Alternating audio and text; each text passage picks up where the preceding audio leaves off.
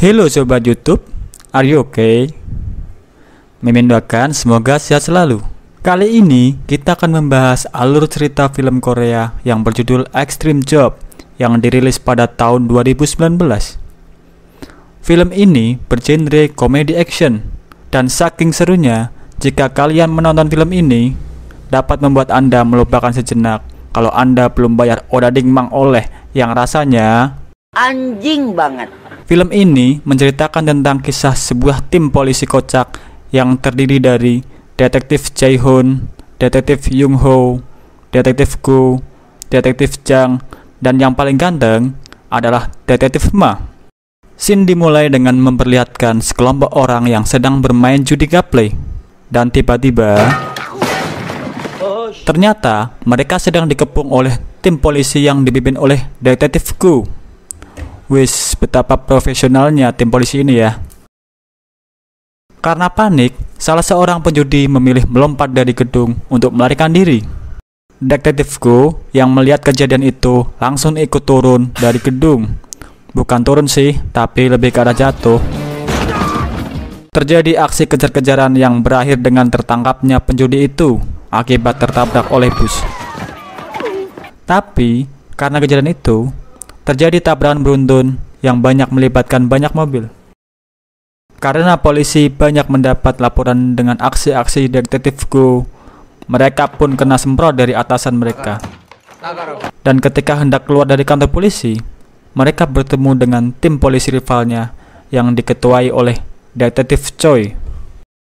Tanpa disangka mereka malah diberitahu oleh Detektif Cho bahwa ada residivis yang baru keluar dari penjara yang akan kembali menjalankan bisnis narkoba. Detektif Go akhirnya memulai misi pengintaian di markas gembong narkoba itu. Dan apesnya, Detektif Ma yang wajahnya terlalu ganteng ini malah dikira sedang mengintip ibu-ibu. Gara-gara kejadian itu, Detektif Go dan kawan-kawan ditangkap polisi. Akan tetapi, ketika mau dibawa, mereka menunjukkan kartu anggota polisi. Berhari-hari, Detektif Go dan kawan-kawan mengintai dari kedai ayam goreng di seberang jalan, tetapi tidak ada informasi yang mereka dapatkan. Sampai mereka mendapatkan kabar gembira kalau gembong narkoba itu juga sering pesan makanan di kedai itu. Pak Go dan kawan-kawan segera mendaftar menjadi kurir pengantar, tetapi ditolak oleh pemilik kedai.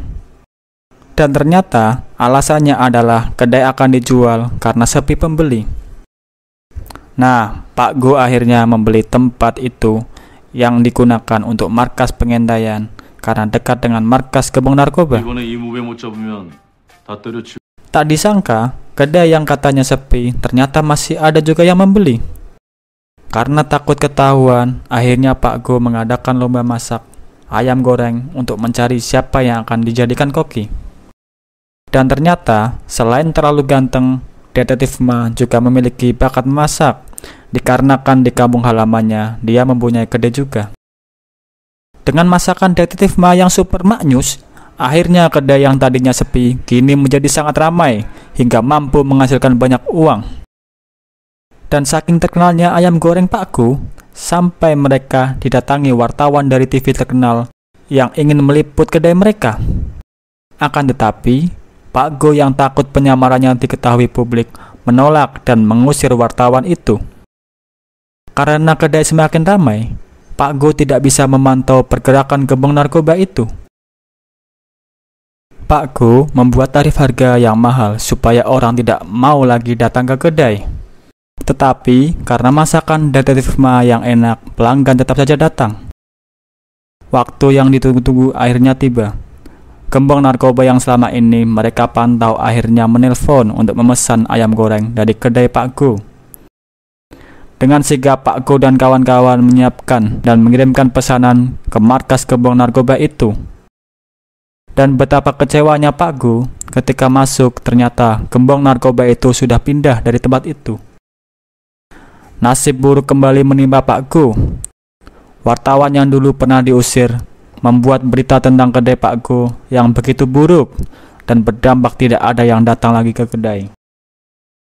Di tempat lain, gembong narkoba yang melihat berita di TV mengetahui bahwa kedai ayam goreng Pak Go hampir bangkrut dan mereka berniat membelinya untuk dijadikan kedok bisnis narkobanya.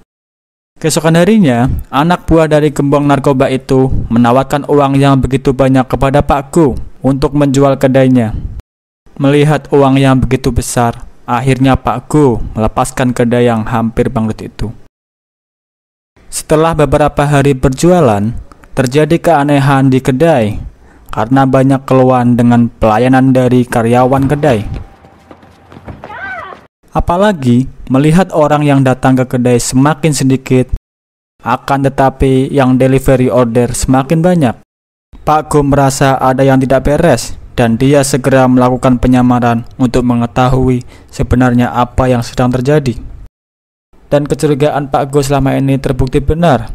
Ternyata ayam yang selama ini dikirim ke rumah hanyalah kedok karena di dalamnya terdapat narkoba yang disimpan di dalam plastik.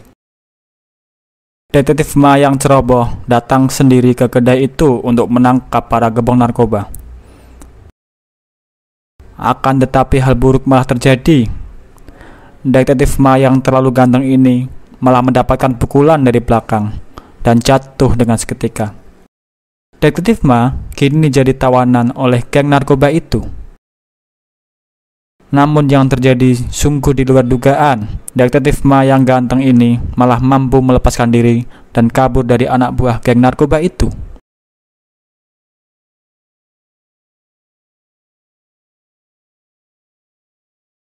Dan akhirnya, Detektif Go dan kawan-kawan pun sampai. Mereka langsung menghajar para bandar narkoba itu. Seluruh geng narkoba itu dihajar oleh 5 orang saja. Dan ternyata, polisi ini bukanlah polisi kaleng-kaleng. Detektif Ma adalah atlet judo dan juga juara olimpiade. Sedangkan Detektif Jang adalah juara Muay Thai dunia. Detektif Yong Ho adalah mantan prajurit angkatan laut yang sangat kejam. Detektif Jae Hoon adalah atlet baseball yang mempunyai fisik yang sangat kuat. Sedangkan Pak Go adalah orang yang telah menangani kasus besar selama 20 tahun dan rumornya dia adalah orang yang kebal. Polisi yang datang ke TKP hanya bisa terkagum-kagum melihat aksi tim dari Pak Go karena semua penjahat telah tertangkap. Scene pun diakhiri dengan kenaikan pangkat polisi yang diketuai oleh Pak Go.